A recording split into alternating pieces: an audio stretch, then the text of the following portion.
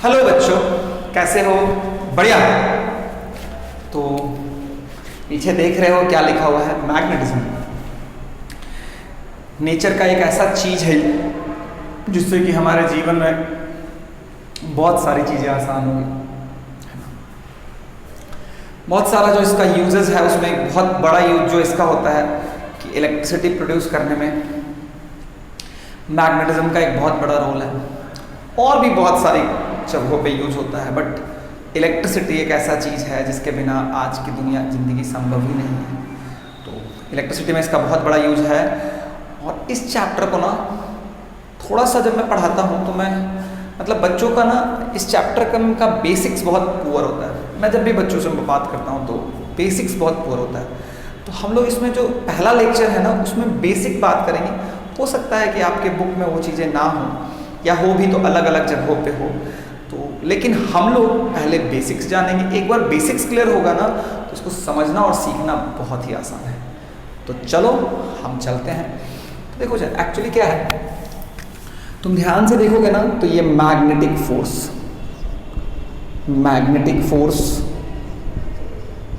है ना, electrostatic force, उसके बाद gravitational force,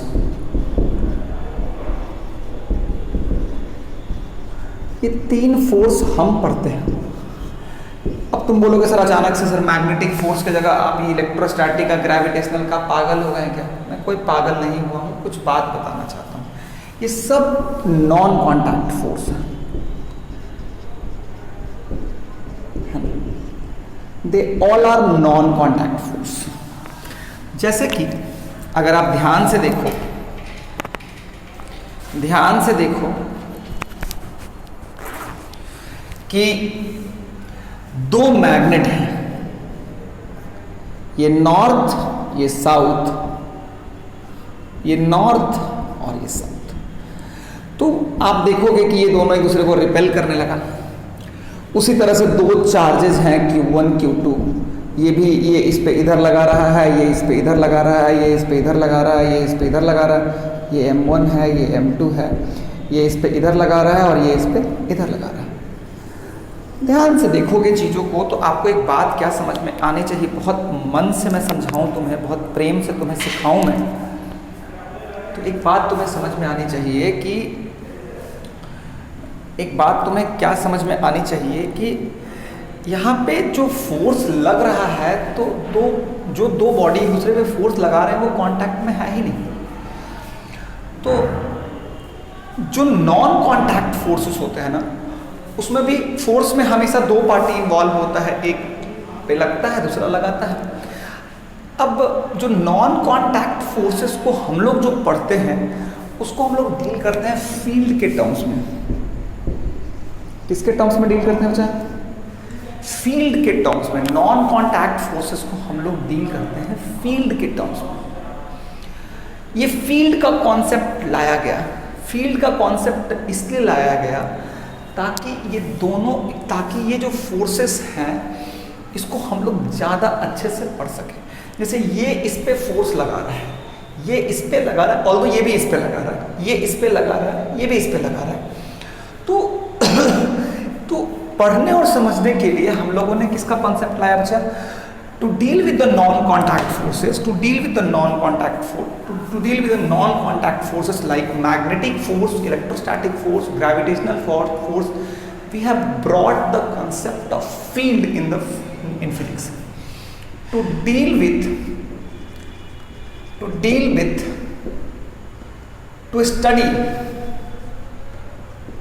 study non-contact forces like magnetic force,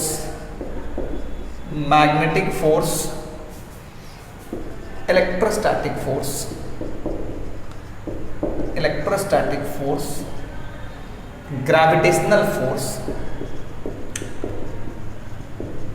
gravitational force, we have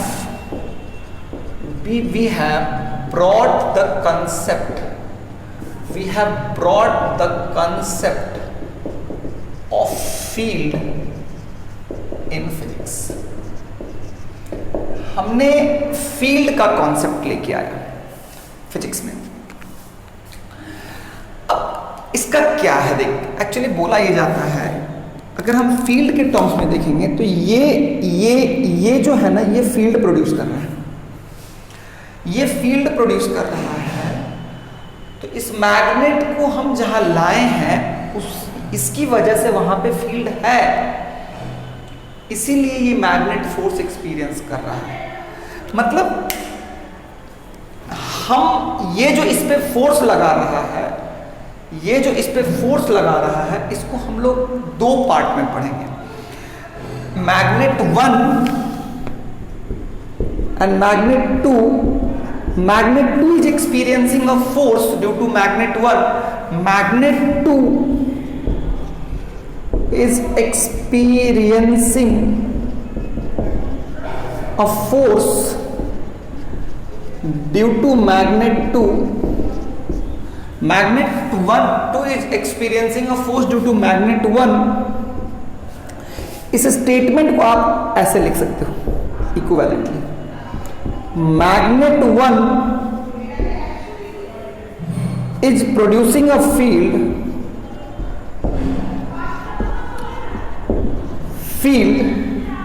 producing a field, and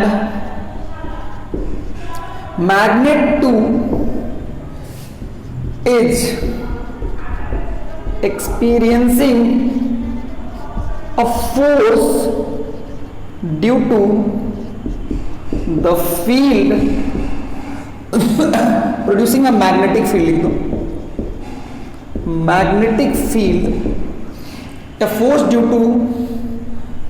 due to the magnetic field of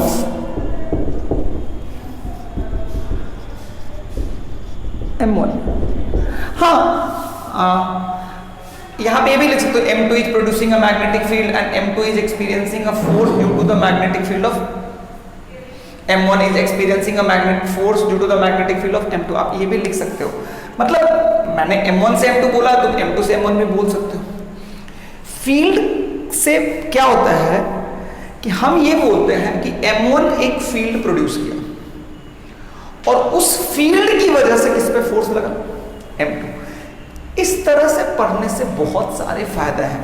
अगर हम M1 M2 करते रहेंगे ना, अगर हम मतलब जो फोर्स का ट्रेडिशनल वे है कि ये इस पे फोर्स लगा रहा है, अगर हम इस तरह से बात करें तो ठीक है, बट उससे भी बेटर तरीका निकाला गया कि हम ये बोले कि देखो भाई, M1 अपने चारों ओर एक फील्ड रखे हुए हैं.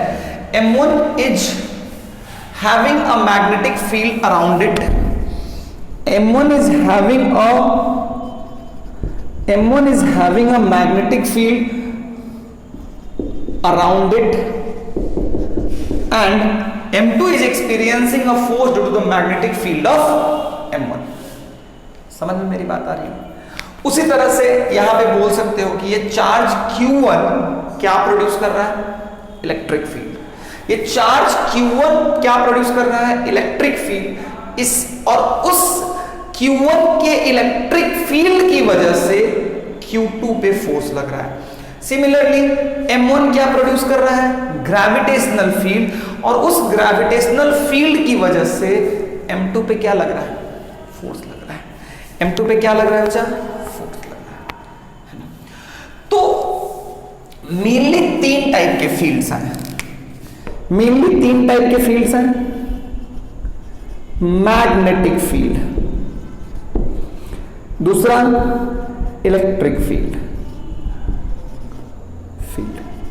तीसरा ग्रेविटेशनल फील्ड.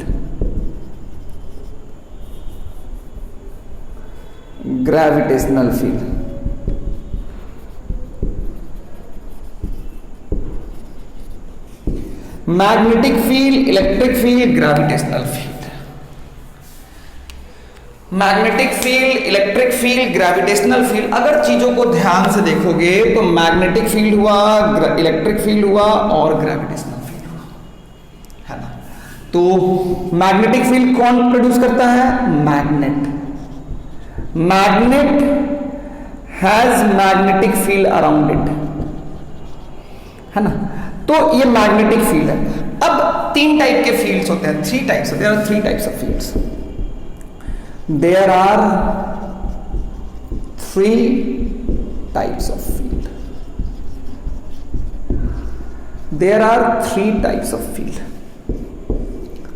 बात समझ के रखना है, बहुत बहुत बहुत अच्छे से मैं सारी बातें समझा रहा हूं। देखो, जैसे इस मैग्नेट के चारों ओर मैग्नेटिक फील्ड है और इसके मैग्नेटिक फील्ड की वजह से इस पे फोर्स लग रहा है।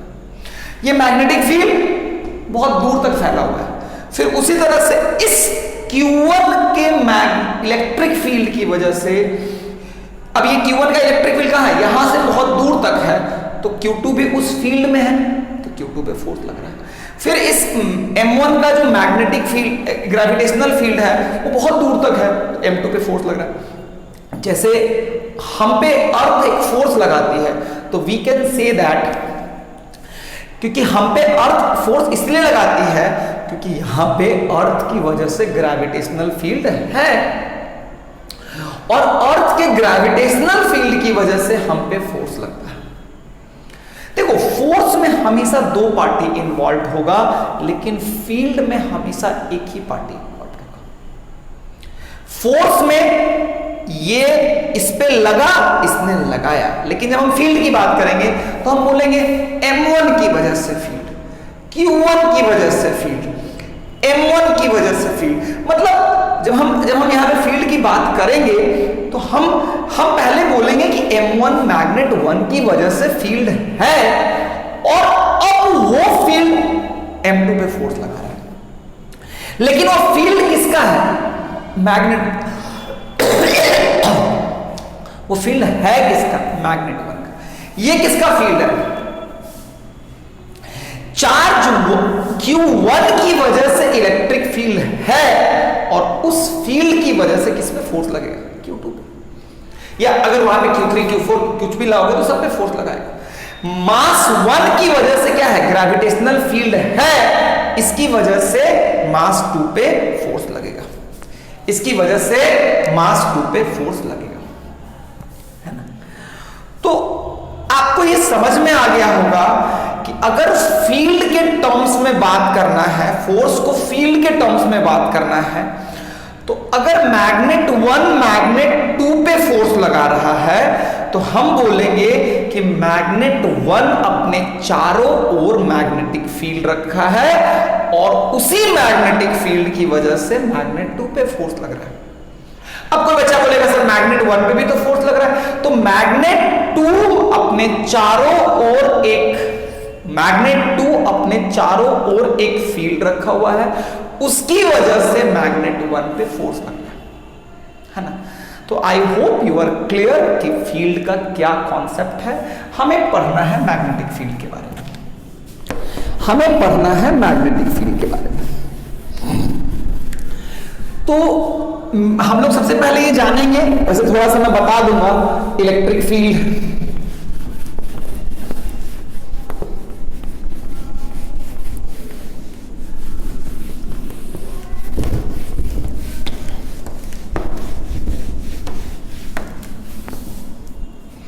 जैसे सबसे पहले बचा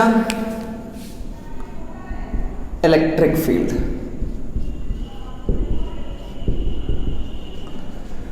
electric field, charges produce electric field.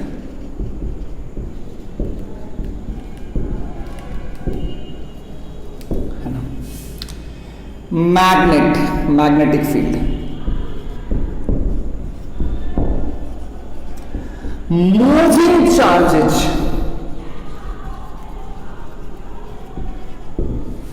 produces magnetic field.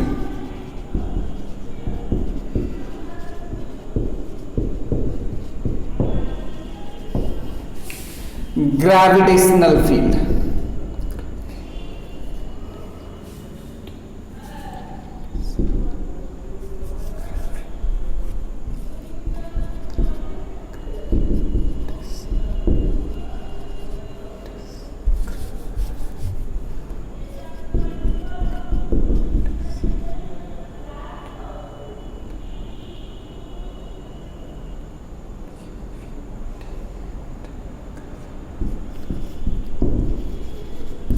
masses produce gravitational field.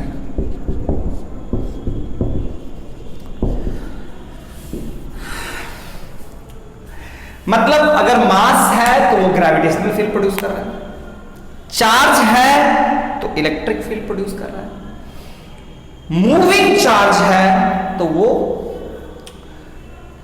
Magnetic field produce कर रहा है। देखो, एक चार्ज अगर रेस्ट में है या मूव कर रहा है, वो दोनों ही स्टेट में, क्योंकि मैंने नहीं लिखा है, चार्जेस चाहे रुके हुए हो या दौड़ रहे हो, दोनों ही केस में वो इलेक्ट्रिक फील्ड प्रोड्यूस करता है। मैग्नेटिक फील्ड सिर्फ मूविंग चार्जेस प्रोड्यूस करता है। इवन तुम्हें जान के आश्चर्य होगा कि मैग्नेट के अंदर भी जो मैग्नेट की वजह से भी जो मैग्नेटिक फील्ड है वो मूविंग चार्जेस की वजह से नहीं है। मतलब मूविंग चार्जेस जो है वो बेसिक सोर्स है टू हैव द मैग्नेटिज्म। अगर चार्जेस मूव नहीं करेंगे तो मैग्नेटिक फील्ड आएगा नहीं, मैग्नेटिक फोर्स की बात हम करेंगे नहीं, है ना। ये सब सारी बातें हैं। यहां पे मैंने लिखा है सिर्फ चार्जेस, तो चार्ज या तो रेस्ट में रहेगा या चार्ज मूव करेगा, दोनों ही केस में it will produce magnetic field. लेकिन मैंने यहां पे लिखा है मूविंग चार्जेस, मतलब अगर एक चार्ज रेस्ट में नहीं है तो it will never produce magnetic field, it will never produce magnetic field, है ना। तो ये सब सारी बातें। तो आओ थोड़ी बातें हम और करते हैं। ध्यान से देखोगे बच्चा, तुम्हें मैं कुछ समझाना चाहता हूं, कुछ बताना चाहता हूं।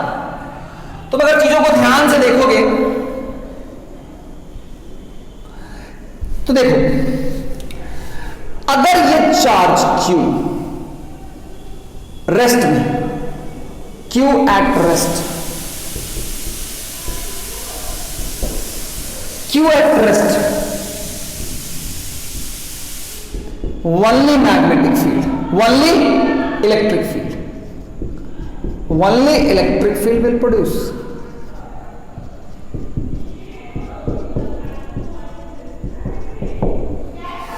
अगर यही क्यू अगर दौड़ना शुरू करे V से तो ये it will produce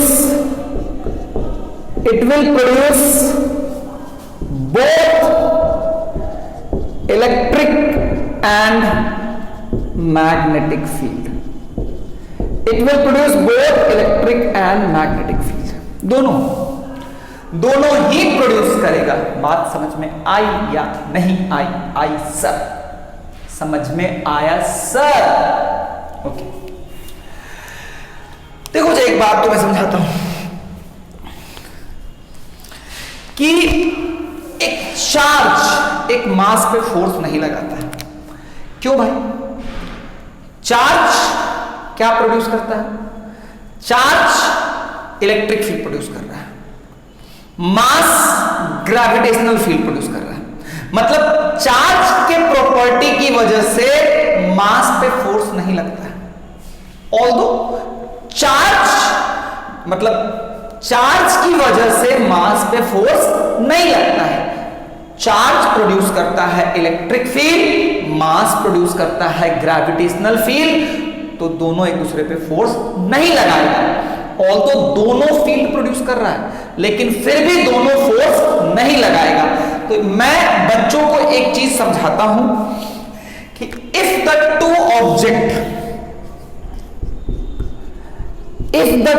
ऑब्जेक्ट्स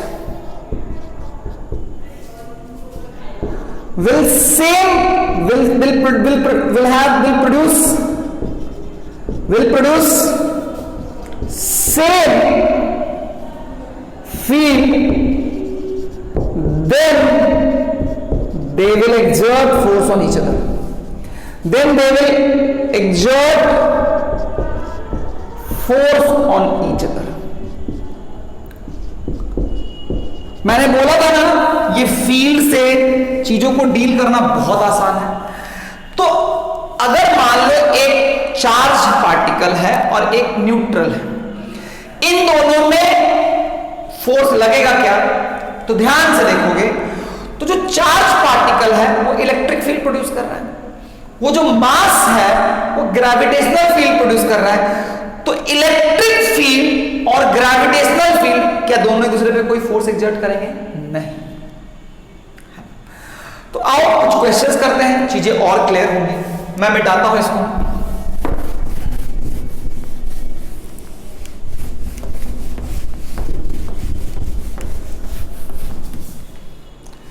जैसे बच्चा एक रेस्ट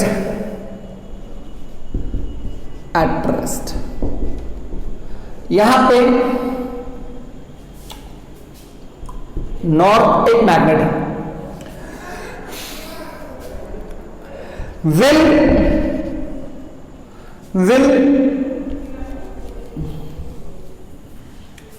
है ना,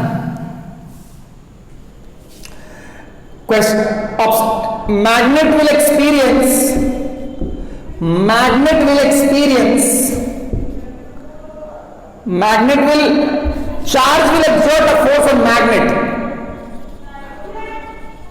Charge will exert a force on magnet. Charge will exert a force on magnet. True या false? Charge will exert a force on magnet. True या false? सोच के बताओ। Charge will exert a force on charge will exert a magnetic force. Magnetic force on magnet क्या exert करेगा? क्या exert करेगा? क्या सोच के बताओ, सोच के बताओ। ध्यान से देखोगे तो ये सिर्फ क्या प्रोड्यूस कर रहा है? It is producing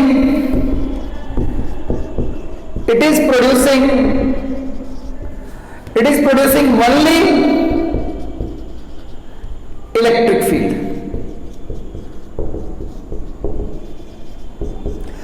It is producing electric field. It is producing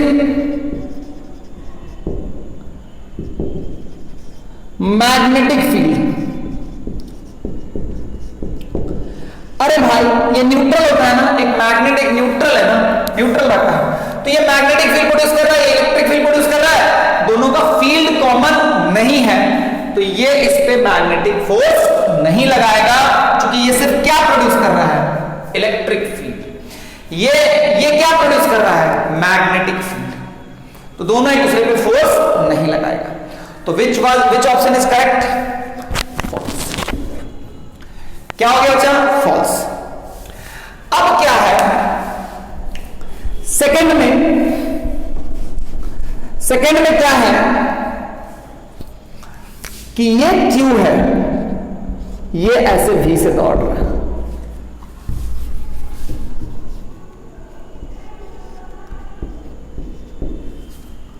ना?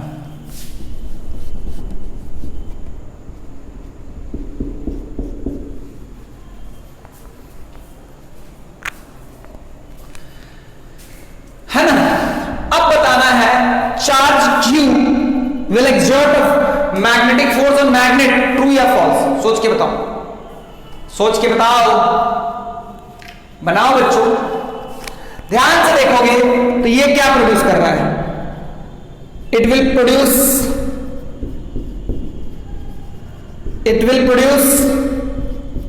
बोथ मैग्नेटिक एंड इलेक्ट्रिक, दोनों ही प्रोड्यूस कर रहे हैं। It is producing magnetic field, दोनों का कॉमन फील्ड मिल गया, ये भी मैग्नेटिक फील्ड प्रोड्यूस कर रहा है, ये भी मैग्नेटिक फील्ड प्रोड्यूस कर रहा है। Which of the option is correct? Yes, इस केस में इस पे मैग्नेटिक फील्ड प्रोड्यूस करेगा, सॉरी मैग्नेटिक फोर्स लगाएगा, क्योंकि ये भी मैग्नेटिक फील्ड प्रोड्यूस कर रहा है, वो भी मैग्नेटिक फील्ड प्रोड्यूस कर रहा है, दोनों का फील्ड कॉमन हो गया, तो दोनों एक दूसरे पे फोर्स लगा सकता है। क्या मेरी बात क्लियर है? क्या मेरी बात क्लियर है? क्या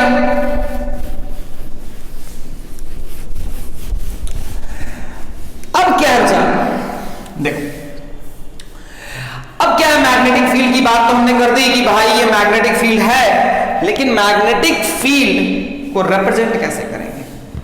how will you represent the magnetic field? To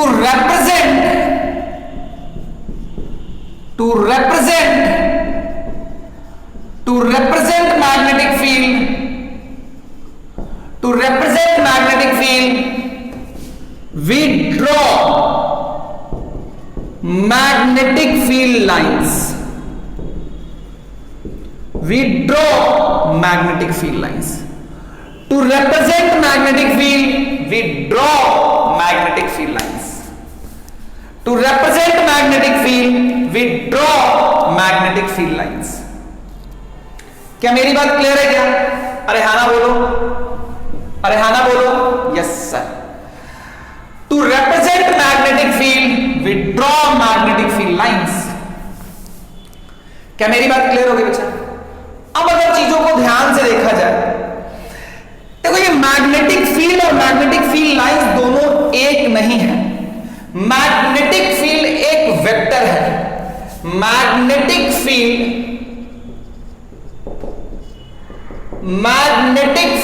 is a vector quantity. Magnetic field is a vector quantity. Its unit age Tesla. Its unit age Tesla. Since it is a vector quantity,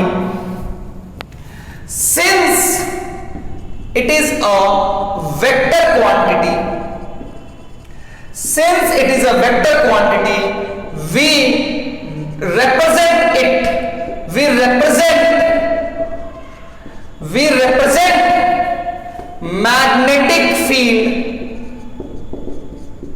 magnetic field with an arrow. हम लोग किससे represent करते हैं? Arrow से। बच्चे, मैंने maximum बच्चों को देखा है कि they are highly confused between the magnetic field and magnetic field lines. Magnetic field and magnetic field lines दो बहुत ही अलग अलग चीज हैं, बट बच्चे भी मजे में दोनों को एक मान लेते हैं। दे थिंक कि दोनों सेम है। अरे गधेड़ो, राक्षसों, समझो इस बात को। समझाते समझाते मेरे प्राण चले जाएंगे, बट समझना तो तुम्हें है नहीं। क्या समझोगे नहीं बच्चों? यस सर, समझना है बच्चों? तो मैग्नेटिक फील्ड के बारे में बता दिया। देखो ये मैग्नेटिक फील्ड लाइंस, अब ये लाइंस है, मतलब मैग्नेटिक फील्ड लाइन ऐसा हो सकता है, ऐसा भी हो सकता है ना, ऐसे भी कर्व भी हो सकता है। तो क्या ये एरो दिख रहा है क्या? अरे भाई, जैसे देखो, जैसे तुम एक पार्टिकल का पाथ होता है ना, पाथ एंड वेलोसिटी को किससे रिप्रेजेंट करते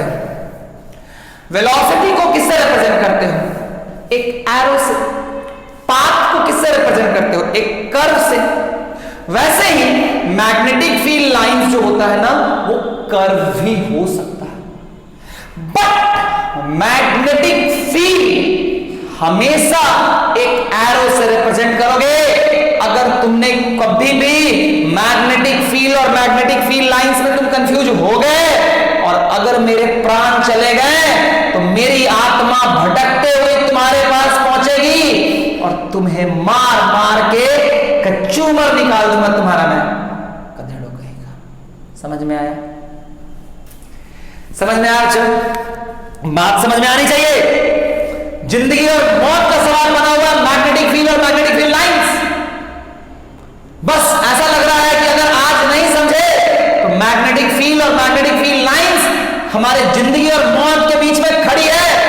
आज हमें जिंदा भी रहना है और सीख भी लेना है, समझो। तो ये एक कर्व भी हो सकता है। हम मैग्नेटिक फील्ड को रिप्रेजेंट करते हैं किसको ड्रॉ करके? Magnetic field lines. Magnetic field हमेशा एरो से रिप्रेजेंट होता है, but magnetic field lines curve भी हो सकता है। समझने की जरूरत है तुम्हें। दोनों को एक चीज समझने की गलती मत करना। अगर तुमने दोनों को एक चीज मान लिया तो मेरी आत्मा भटकते हुए तुम्हारे पास पहुंचेगी। क्या मेरी बात क्लियर है?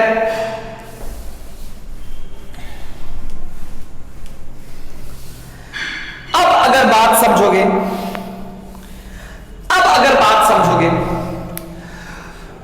तो ये मैग्नेटिक फील्ड लाइंस हम रिप्रेजेंट करते हैं। अब मेरी बात समझो, जैसे मान लो हमने ऐसा मैग्नेटिक फील्ड लाइंस ड्रॉ किया, ऐसे हमने ऐसा मैग्नेटिक फील्ड लाइंस ड्रॉ किया, तो देखो तो इस पे एक पॉइंट ए है, इस पे एक पॉइंट बी है, इस पे एक पॉइंट सी है ना।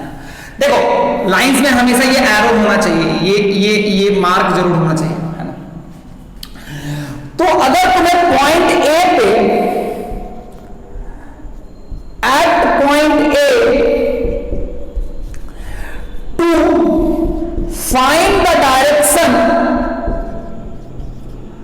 to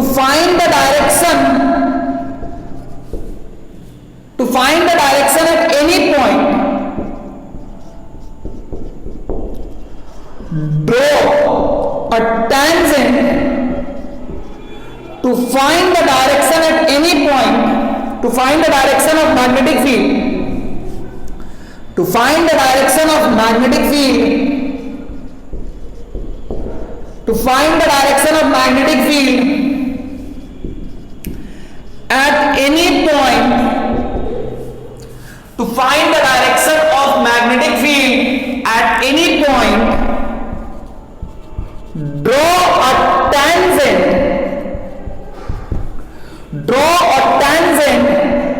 on that point, draw a tangent on the magnetic field lines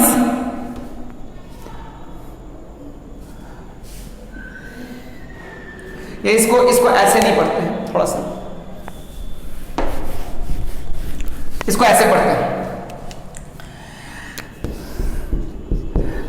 ये अभी जो पढ़ेंगे वो ये पढ़ेंगे, प्रॉपर्टीज ऑफ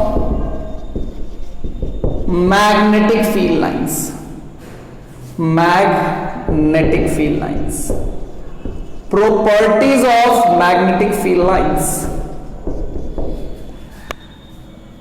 ये मैग्नेटिक फील्ड लाइंस कैसा होगा, क्या प्रॉपर्टी फॉलो करेगा, क्योंकि ये रिप्रेजेंट किसको कर रहा है, मैग्नेटिक फील्ड को, तो इसकी प्रॉपर्टी होगी, किसी भी तरह से ड्रॉ नहीं कर सकते हो।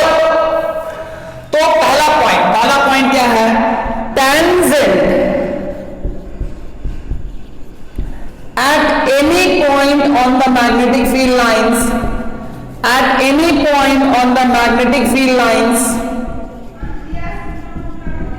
at any point on the magnetic field lines will give you direction of magnetic field, direction of magnetic field at that point। To tangent at any point on the magnetic field lines will give you the direction of magnetic field at that point। क्या मेरी बात समझ में आ रही है? मेरी बात और समझोगे तो समझो, जैसे ये मान लो मैग्नेटिक फील्ड लाइन है, मैग्नेटिक फील्ड लाइन से ए पे मैग्नेटिक फील्ड का डायरेक्शन निकालना है, तो टैंजेंट डालो, पहले टैंजेंट डाल लो। अब देखो टैंजेंट एक लाइन होता है, टैंजेंट एक लाइन होता है, इसका एरो देखो, एरो किधर है, तो लाइन में दो डायरेक्शन होता है, ये भी होता है, ये भी होता है। लेकिन अगर ध्यान से देखोगे तो तुम्हारे लिए मैग्नेटिक फील्ड तो एक ही डायरेक्शन में होगा ना भाई। तो अगर ये एरो इधर डाला हुआ है, इसका मतलब मैग्नेटिक फील्ड इधर है, अगर एरो इधर डाला हुआ है इसका मतलब मैग्नेटिक फील्ड इधर है, अगर एरो इधर डाला हुआ है इसका मतलब मैग्नेटिक फील्ड इधर है। मतलब जो कर्व पे एरो है वो फाइनली डिसाइड करेगा, कर्व पे जो एरो है वो फाइनली डिसाइड करेगा कि टैंजेंट में कौन, क्योंकि टैंजेंट जो लाइन आया उसमें किस डायरेक्शन में मैग्नेटिक फील्ड है, क्योंकि टैंजेंट एक लाइन है और लाइन में दो डायरेक्शन होते हैं। कितने डायरेक्शन होते हैं बच्चा? दो डायरेक्शन। कितने डायरेक्शन होते हैं बच्चा? दो डायरेक्शन। क्या मेरी बात क्लियर है क्या? अरे हाँ ना बोल। Yes sir. जैसे मान लो ऐसा मैग्नेटिक फील्ड लाइंस है, ठीक है। इस पॉइंट पे ये ए है, ये बी है। अगर मैं इस डायरेक्शन को नॉर्थ मान लूं, इस डायरेक्शन को साउथ मान लूं, इधर ईस्ट मान लूं, इधर वेस्ट मान लूं, तो मैग्नेटिक फील्ड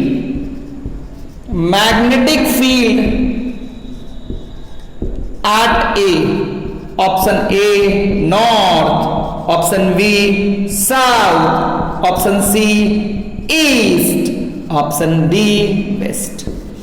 ए बी सी डी बनाओ बच्चों, बनाओ बच्चों, ए बी सी डी। ध्यान से देखो, ये क्या है? ये तो गोल गोल ना, गोल ये जो क्या होता है? ये है मैग्नेटिक फील्ड लाइंस।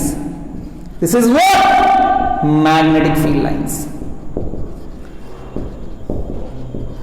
अब हमको ए पे बनाना है, तो टेंजेंट ड्रॉ करें। अब देखो ये वाला डायरेक्शन होगा कि ये वाला डायरेक्शन होगा? तो देख, तो आरो ऐसे है ना, ये वाला डायरेक्शन होगा। ये डायरेक्शन कौन सा डायरेक्शन है? नॉर्थ। कौन सा डायरेक्शन है? नॉर्थ। कौन सा डायरेक्शन है? नॉर्थ।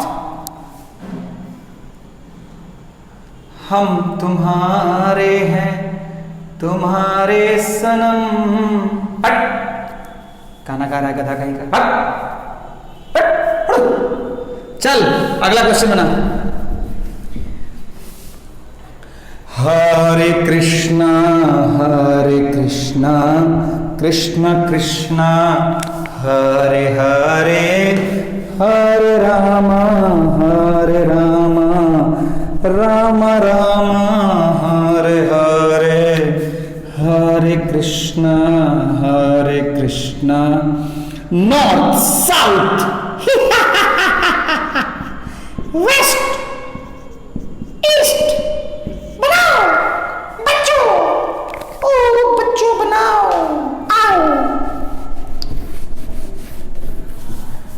आओ बच्चों आओ।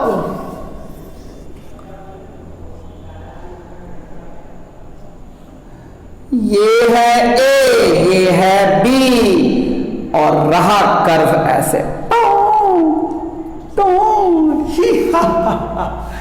बनाओ which one magnetic field at B? हरे कृष्णा कृष्णा कृष्णा हरे हरे। तो आओ बी पे डायरेक्शन डालो। अब देख ऐसे आ रहा है, इसका मतलब ये ऐसे होगा, ऐसे होगा, ऐसे हुआ। तुम लोग अभी समझ रहे हो ऐसे। अबे गधेड़ो घुमा दिया था मैंने, सुअर सब। नॉर्थ, मेरा प्यारा नॉर्थ, तुम वापस आ गए। यस सर, देखो नॉर्थ वापस आ गया। Okay, this is what magnetic field at B, है ना? Magnetic field at B. क्या मेरी बात क्लियर होगी बच्चा? क्या मेरी बात क्लियर होगी बच्चा? जिए तो जिए कैसे, कथा सब गाना सुनते रहता है। आगे बढ़ते हैं बच्चों। तो ये पहला पॉइंट था tangent at any point on the magnetic field lines, tangent at any point on the magnetic field lines, at any point on the magnetic field lines, field lines give you direction of magnetic field.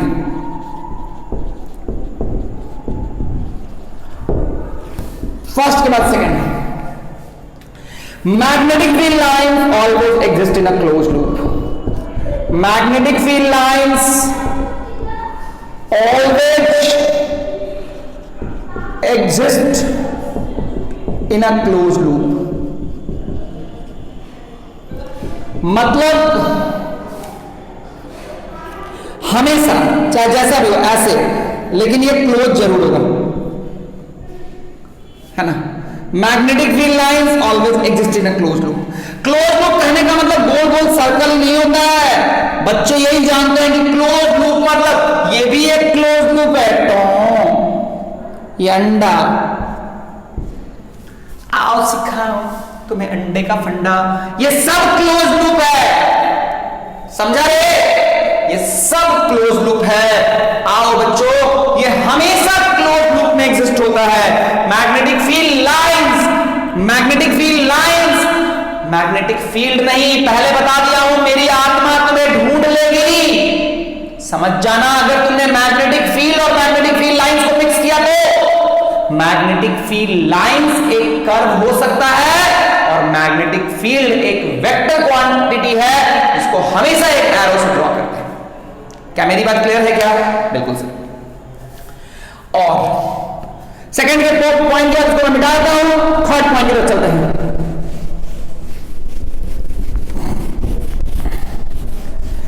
जैसे कि अगर मान लो ऐसे magnetic field lines है, ये सब आगे जाके क्लोज लूप बन रहे हैं, मैंने एक पार्ट दिखाया है, देखो तो ए और बी, यहां पे मैग्नेटिक फील्ड लाइंस की डेंसिटी क्या है? At A density of magnetic field lines, density of magnetic field lines, density of magnetic field lines at A, at B, density of magnetic field lines is less than at A। A पे line की density ज्यादा है compare to B, at B line की density, B पे line की density कम है compare to A, इसीलिए मैग्नेटिक फील्ड को डिनोट करते हैं B से। इसको C कर लो। At C, magnetic field, at C, density of magnetic field lines is less than that of A। तो B at C is less than B at A। Magnetic field को हम लोग डिनोट करते हैं, we denote मैग्नेटिक फील्ड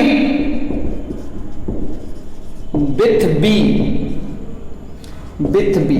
हम लोग magnetic field को denote किससे करते हैं? अच्छा, बी से करते हैं। मतलब जहां लाइन डेंसिटी ज्यादा होगी, मैग्नेटिक फील्ड वहां पे उतना ही ज्यादा होगा।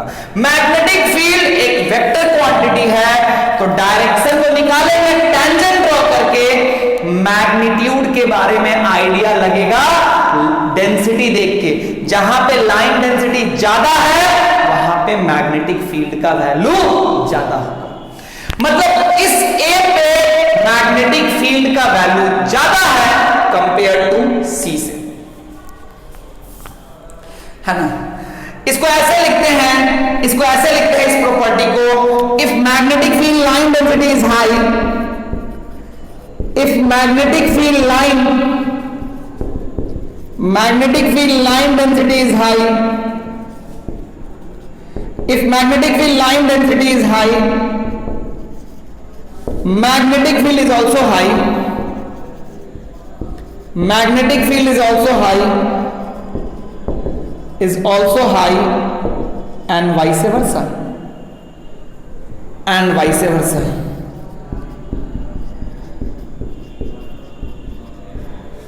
if magnetic field line density is high, magnetic field is also high and vice versa।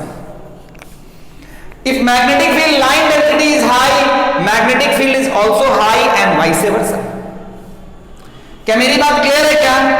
अरे हाना बोलो, अरे हाना बोलो,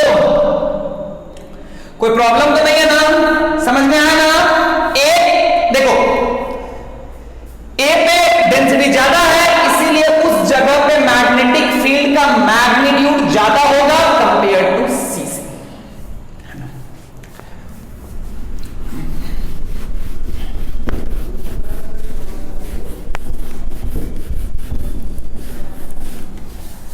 जैसे कि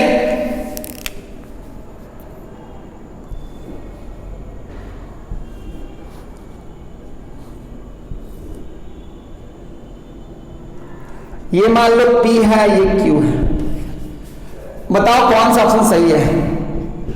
B at P, magnetic field का magnitude at P is equal to magnetic field का मैग्नीट्यूड एट Q। अरे भाई वेक्टर में दो चीज होता है ना, उसका मैग्नीट्यूड भी होता है और उसका डायरेक्शन भी होता है, तो कंपैरिजन तो मैग्नीट्यूड में ही करेंगे ना भाई। B at P is greater than B at Q, B at P is less than B at Q, D none of these।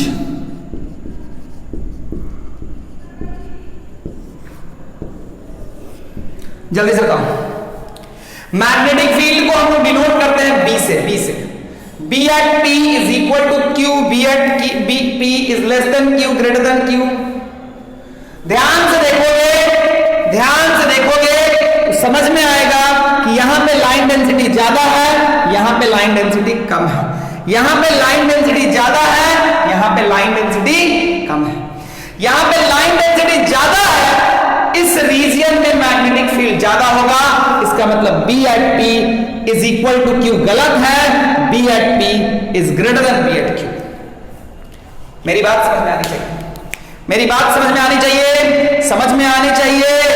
मैं अपने जिंदगी लगा के तुम लोग को पढ़ाता हूं, तुम लोग को भी अपनी जिंदगी लगा के पढ़ना होगा, सीखना होगा, आगे पढ़ना होगा, भारत का नाम रोशन करना होगा बच्चों, है ना। अब अगर ऐसा मैग्नेटिक फील्ड है, ये सब इक्वली स्पेस्ड है, ये P ले लो, ये Q ले लो, एक ही लाइन पे। Option A, B at P equal to B at Q, B at P is less than B at Q, B at P is greater than B at Q, D none of these।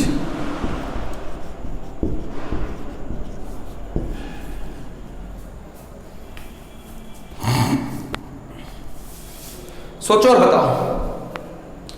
ध्यान से देखोगे तो देखो इस P पे जो density है Q पे भी वही डेंसिटी है, तो डेंसिटी अगर बराबर है तो मैग्नेटिक फील्ड जो होगा वो भी बराबर होगा। क्योंकि लाइन डेंसिटी अगर सेम है तो मैग्नीट्यूड भी सेम होगा। Option A is correct. तो देखो टेंजेंट ड्रॉ करके मैग्नेटिक फील्ड का डायरेक्शन निकालते हैं और लाइन डेंसिटी देख करके हम मैग्नीट्यूड निकालते हैं। लाइन डेंसिटी देख करके हम मैग्नीट्यूड निकालते हैं। क्या मेरी बात क्लियर है क्या? अरे हाँ ना बोलो। Yes sir.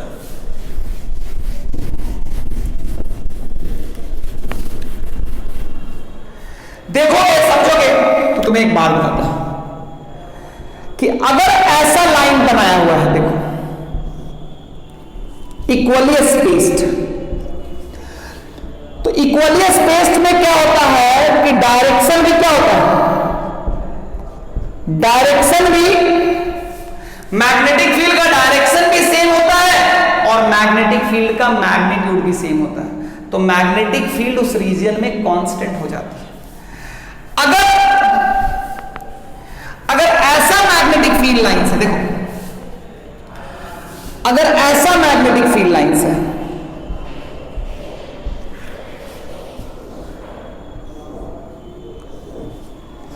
अगर ऐसा मैग्नेटिक फील्ड लाइंस,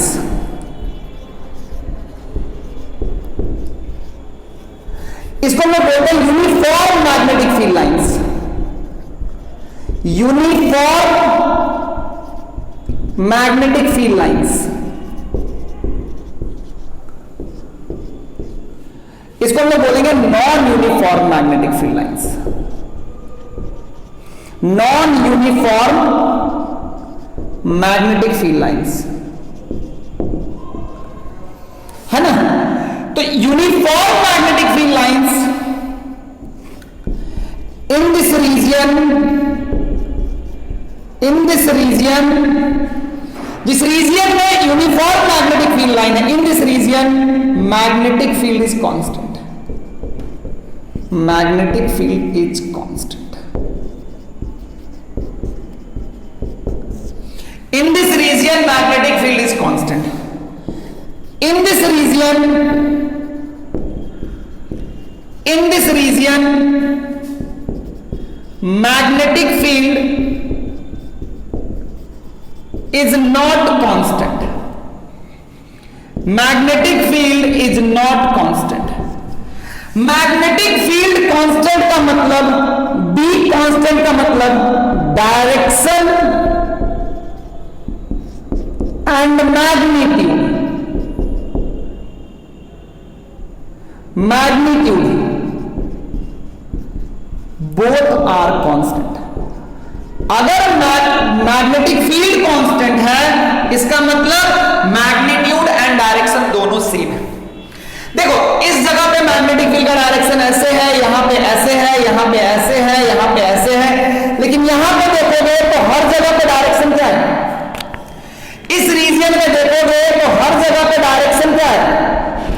हर जगह पे डायरेक्शन सेम है और डेंसिटी भी सेम है, हर जगह पे डेंसिटी सेम है, इसीलिए मैग्नेटिक फील्ड का मैग्नीट्यूड भी सेम है। लेकिन इसमें देखोगे तो डायरेक्शन भी चेंज कर रहा है, डेंसिटी यहां ज्यादा है, डेंसिटी यहां कम है, यहां पे इस रीजन में डेंसिटी ज्यादा है, इस रीजन में डेंसिटी कम है, तो यहां पे मैग्नेटिक फील्ड कम होगा, यहां पे मैग्नेटिक फील्ड ज्यादा होगा। तो uniform magnetic field line represent, अगर किसी रीजन में, कि मैग्नेटिक फील्ड लाइन तो किसी रीजन में हम ड्रॉ करते हैं, है ना, तो किसी रीजन में मैग्नेटिक फील्ड लाइंस अगर यूनिफॉर्म हो गया तो मैग्नेटिक फील्ड हो गया कांस्टेंट। क्या हो गया बच्चा? कांस्टेंट। क्या हो गया बच्चा? कांस्टेंट हो गया। तो तीन प्रॉपर्टी की बात करी। पहला property tangent at magnetic field, tangent at any point on the magnetic field lines gives you the direction of magnetic field at that point. Second point, magnetic field lines always exist in a closed loop. Third point, magnetic field lines का जो density होता है वो उस reason में magnetic field के magnitude के बारे में बताता है। अगर ज्यादा डेंसर है तो वहां पे मैग्नेटिक फील्ड का मैग्नीट्यूड भी ज्यादा होगा, है ना? क्लियर? आओ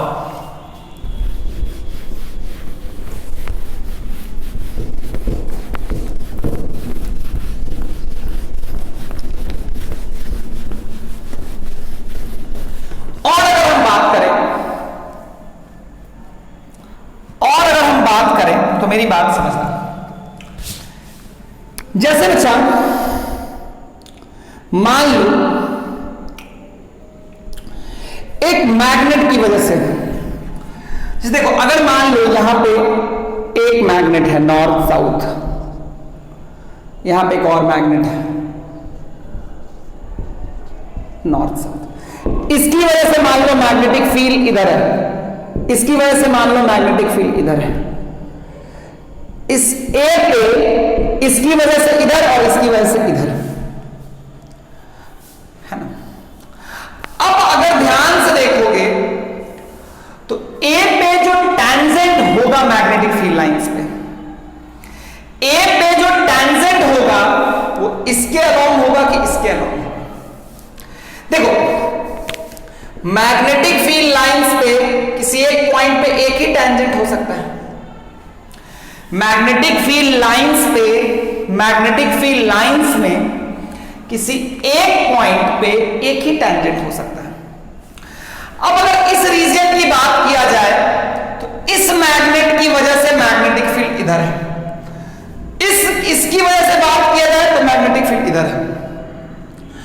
तो अगर मैं इस रीजन में मैं मैग्नेटिक फील्ड लाइंस ड्रॉ करूंगा तो ए पे टेंजेंट किसके अलोंग होगा? इसके अलोंग होगा या इसके अलोंग होगा? जबकि मुझे पता है कि मैग्नेटिक फील्ड लाइंस पे में एक जगह पे टेंजेंट सिर्फ एक ही डायरेक्शन के अलोंग हो सकता है। तो रियलिटी में ये बात समझना है कि टैंजेंट ना इसके अलॉन्ग होगा ना इसके अलॉन्ग होगा, वो इसके अलॉन्ग होगा। ये है resultant magnetic field.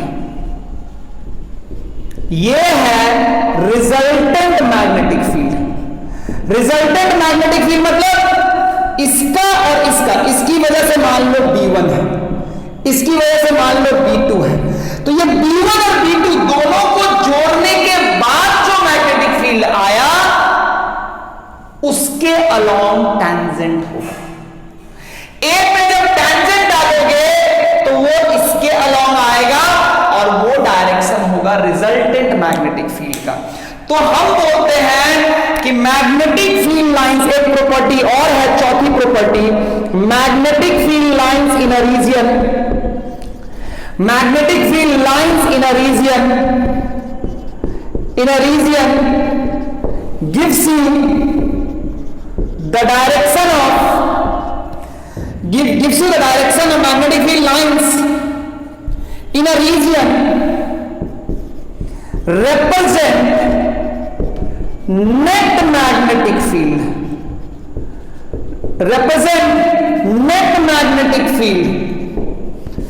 it doesn't represent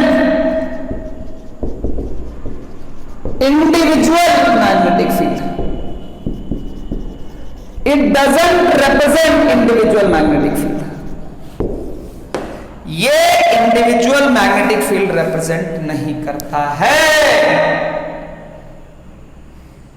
resultant magnetic field, resultant magnetic field मतलब अगर मान लो मैं इस रूम में 10 मैग्नेट रख दूं, मैं इस रूम में 10 मैग्नेट रख दूं और तुम्हें बोलूं मैग्नेटिक फील्ड लाइंस ड्रॉ करो, तो तुम अगर मैग्नेटिक फील्ड लाइंस ड्रॉ कर रहे हो तो वो उस पर टैंजेंट जो होना चाहिए वो हमेशा नेट मैग्नेटिक फील्ड की वजह से, नेट मैग्नेटिक फील्ड के अलॉन्ग होना चाहिए। कहने का मेरा मतलब है कि मान लो यहां पे 2-4 मैग्नेट है, तो इस जगह पे सबकी वजह से मैग्नेटिक फील्ड होगा, उसकी वजह से भी होगा, उसकी वजह से भी होगा, उसकी वजह से भी होगा, उसकी वजह से भी होगा। तो यहां पे तुम्हें कितने वेक्टर्स मिलेंगे? जैसे मान लो यहां पे एक मैग्नेट है, यहां पे एक मैग्नेट है, यहां पे एक मैग्नेट है, तो इस जगह पे, इस A पे B, इस जगह पे तुम्हें B1, B2, B1, B2 and B3, मतलब इस जगह पे तुम्हें B1, B2, B3, तुम्हें 3 मैग्नेटिक फील्ड मिल रहे हैं, है ना, A पे। अब तुम मान लो मैग्नेटिक फील्ड लाइंस ड्रॉ करोगे तो ना ही वो B3 के अलॉन्ग होगा, ना ही वो B2 के अलॉन्ग होगा, ना ही वो B1 के अलॉन्ग होगा, वो इन तीनों को जोड़ने के बाद मान लो एक ऐसा वेक्टर बना, तो जो टैंजेंट होगा मैग्नेटिक फील्ड लाइंस पे वो इसके अलॉन्ग होगा। Tangent eight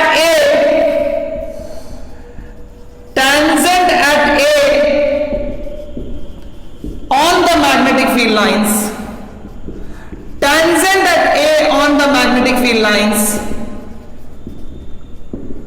gives you,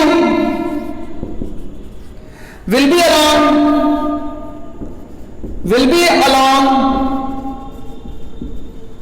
the resultant मतलब तीनों को जोड़ने, resultant of B1, B2 and B3, मतलब उस रीजन में जो मैग्नेटिक फील्ड, अगर टैंजेंट एट A, अगर मैग्नेटिक फील्ड लाइंस ड्रॉ करोगे तो A पे टैंजेंट डालोगे तो वो रिजल्टेंट के अलॉन्ग होगा, ना कि वो B1, B2, B3 के अलॉन्ग होगा। B1, B2, B3 individual magnetic field है, मैग्नेटिक फील्ड लाइंस हमेशा रिजल्टेंट मैग्नेटिक फील्ड को बताता है, वो इंडिविजुअल मैग्नेटिक फील्ड के बारे में कोई इंफॉर्मेशन नहीं देता है, वो इंडिविजुअल मैग्नेटिक फील्ड के बारे में कोई इंफॉर्मेशन नहीं देता है ना। एक और है,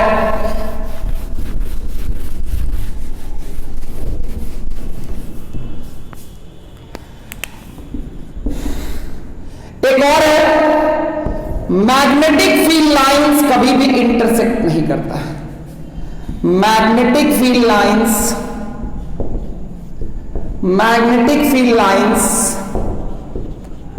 never intersect,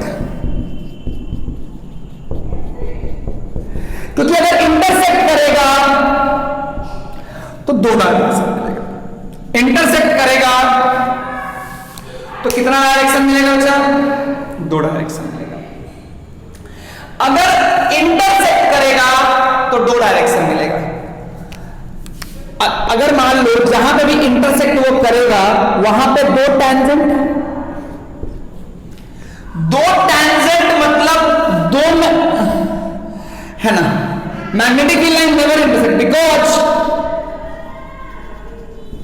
at the intersection point,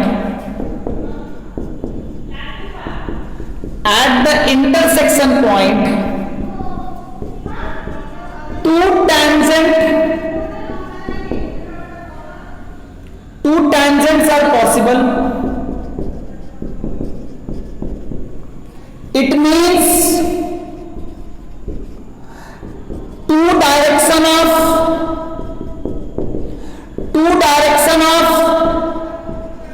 net magnetic field, resultant बोलो या net बोलो, two direction of net magnetic field which is not possible. देख बच्चा, तू चाहे 3 मैग्नेटिक फील्ड को जोड़, चाहे 4 मैग्नेटिक फील्ड को जोड़, चाहे 5 मैग्नेटिक फील्ड को जोड़, 10 नंबर को भी जोड़ने के बाद एक ही नंबर मिलता है ना। 1000 नंबर भी जोड़ेगा तो तुम्हें एक ही नंबर मिलेगा ना। 10,000 नंबर को भी ऐड करने के बाद एक ही नंबर मिलता है। वैसे ही तू चाहे 10 मैग्नेटिक फील्ड को जोड़, चाहे 1000 मैग्नेटिक फील्ड को जोड़, कितना मैग्नेटिक फील्ड फाइनली मिलेगा? एक। तो नेट हमेशा एक होता है, लेकिन अगर इंटरसेक्ट कर रहा है तो नेट का कितना, चूंकि मैग्नेटिक फील्ड लाइंस पे टैंजेंट कौन सा डायरेक्शन रिप्रेजेंट करता है? नेट मैग्नेटिक फील्ड को रिप्रेजेंट करता है। कौन सा डायरेक्शन को रिप्रेजेंट करता है? नेट मैग्नेटिक फील्ड को रिप्रेजेंट करता है।